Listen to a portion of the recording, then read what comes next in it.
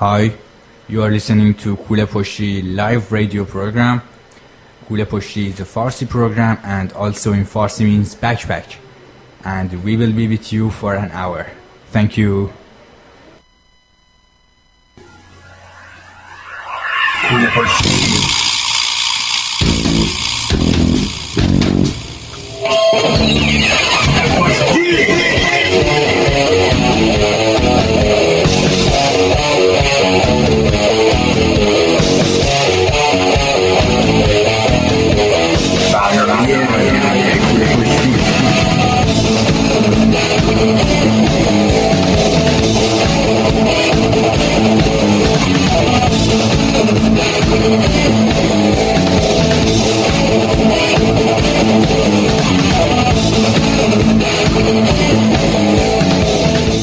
درود بر همه شما مخاطبین برنامه کوله پشتی.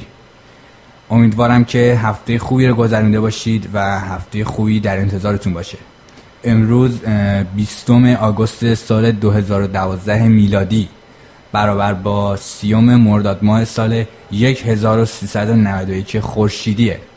من کامیاب همراه با مارال قسمت 16 برنامه کوله پشتی رو خدمتتون ارائه میدیم. من هم سلام میکنم به شما شنوندگان عزیز از طرف خودم و برنامه کوله پشتی و رادیو سوی اف ام. عید سعید و فطر رو به تمام مسلمونا تبریک میگم. بسیار عالی. من هم از طرف خودم فرارسیدن این عید رو به تمامی شما مسلمانان عزیز تبریک میگم. میریم با هم اولین آهنگ رو گوش کنیم، بعدش برمیگردیم در خدمتتون خواهیم بود. امیدوارم که برنامه این هفته رو از دست ندید. مطمئنم که براتون خیلی جذاب خواهد بود.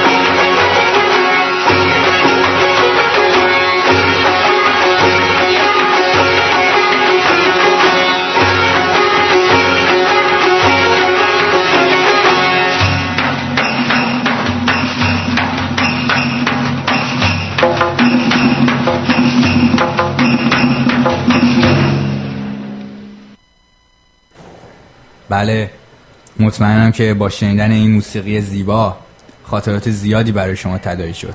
بنابراین تصمیم داریم موضوع این هفته رو به تداعی خاطرات اختصاص بدیم. یه چند تا آهنگ واسهتون آماده کردم، آهنگ‌های خاطره انگیز، و یه بخش کوتاهی هم خودم واسهتون میکس کردم که براتون در دقایق آینده میذارم.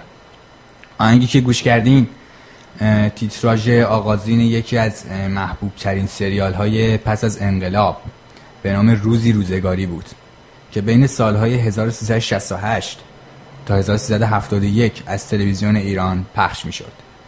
این اثر به یاد ماندنی به کارگردانی امرالله احمدجو و با بازی بی‌نظیر هنرمندان بزرگی چون زنده یاد خسرو شکیبایی، حسین پناهی و جمشید اسماعیل خانی و خانم‌ها ژاله اولو و گوهر خیراندیش تولید و پخش شد. آهنگساز این اثر ارزنده استاد فرهاد فخرالدینی بود که آثار زیادی همچون تیتراژ سریال امام علی از سری کارهای این هنرمند می باشد. قبل از این که بریم سراغ اثر بعدی، از مراد خواهش میکنیم برامون از راه ارتباط با برنامه بگه تا شما عزیزان بتونید راحت‌تر و بیشتر از پیش با ما در ارتباط باشید. برنامه ما هر دوشنبه به وقت لندن ساعت 2 تا 3 بعد از ظهر و به وقت تهران 5:30 تا 6:30 عصر از موج 104.5 رادیو CBFM از شمال شرق انگلستان پخش میشه. اگر به هر دلیلی موفق به شنیدن برنامه از طریق رادیو نشدید، به سایت رادیو برین و برنامه رو به صورت آنلاین گوش بدین www.cbfm.org.uk. ضمناً برنامه ضبط شده ما هر هفته نهایتاً روز بعد روی صفحه فیسبوک ما قرار میگیره. آدرس فیسبوک www.facebook.com/کوله-پشتی. ایمیلمون هم که kulepashti@gmail.com. منتظر نظرات و پیشنهادات شما عزیزان هستیم. بله، با تشکر از مارال میریم با هم آهنگ بعدی رو گوش میکنیم، برمیگردیم در خدمتتون هستیم. به امید یه هوای تازه تر گفتیم از رفتن و خوندیم از سفر، میخواستیم مثل پرنده ها باشیم، آسمون رو حس کنیم، رها باشیم.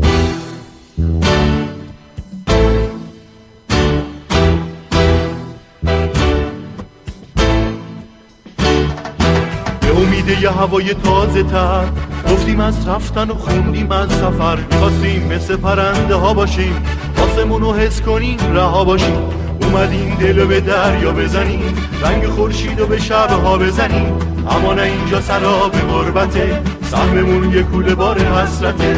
اینجا فصل بی صدای قصه ها، سرگذشتی داره هر کی بین ما، یکی از قصه قصه هاش میگه، یکی از غربت لحظه هاش میگه.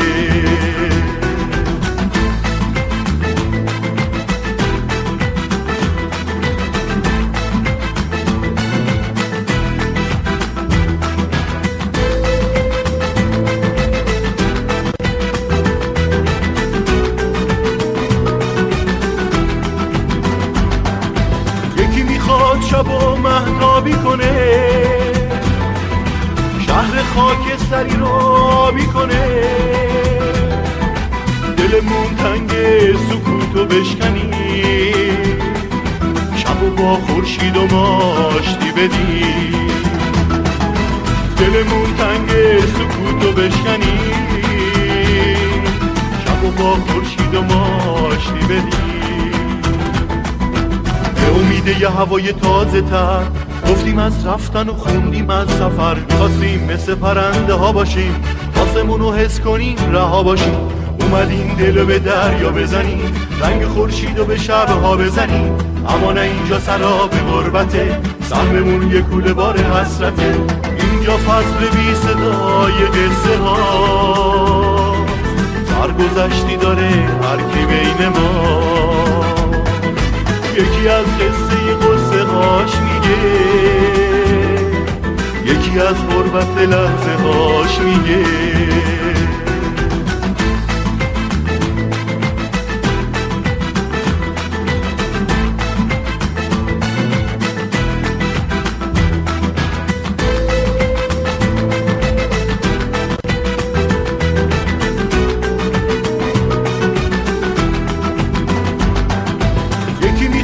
شبو مهتابی کنه، شهر خاکستری رو آبی کنه، دلمون تنگ سکوتو بشکنی، شبو با خورشید و ماشتی بدی، دلمون تنگ سکوتو بشکنی، شبو با خورشید و ماشتی بدی. هوای تازه تر، گفتیم از رفتن و خوندیم از سفر، خواستیم مثل پرنده ها باشیم، آسمون رو حس کنیم رها باشیم، اومدیم دلو به دریا بزنیم، رنگ خورشید رو به شبها بزنیم، اما نه اینجا سراب غربته، سهممون یه کوله بار حسرته، اینجا فصل بی صدای قصه ها، سرگذشتی داره هر کی بین ما، یکی از قصه هاش میگه. موسیقی زیبایی که شنیدید تیتراژ پایانی سریال محبوب خط قرمز به کارگردانی قاسم جعفری بود که از سال 1380 از تلویزیون ایران شروع به پخش شد.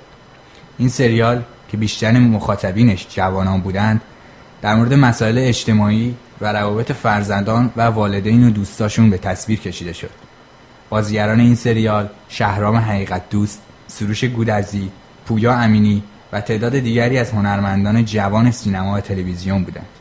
آهنگساز این اثر پیروز ارجمند و خواننده اون حسین ریاضیان است. این هم از این آهنگ. اما هفته گذشته متاسفانه جامعه هنری کشورمون داغدار شد. نادیا دلدار گلچین درگذشت. نادیا دلدار گلچین بازیگر سینما و تلویزیون ایران بامداد چهارشنبه 25 مرداد در بیمارستان عرفان در تهران درگذشت. این بازیگر ایرانی که سالها به بیماری کلیوی دچار بود چندی پیش به بیمارستان منتقل شد و در 9 روز گذشته در حالت کما قرار داشت. نسیم جعفری دختر این هنرمند در این باره گفت متاسفانه ساعت 6 صبح مادرم که در بخش ICU بیمارستان عرفان بستری بود دار فانی را ودا گفت. مادرم در طول این سالها رنج و سختی فراوانی را به خاطر بیماریش متحمل شده بود و متاسفانه بعد از گذشت 9 روز که وی به کمای سنگین رفته بود او را برای همیشه از دست دادیم.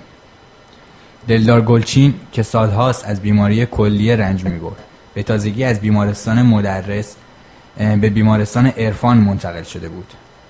وی از روز دوشنبه 16 مرداد ماه به دلیل ایست قلبی در کما به سر می‌برد.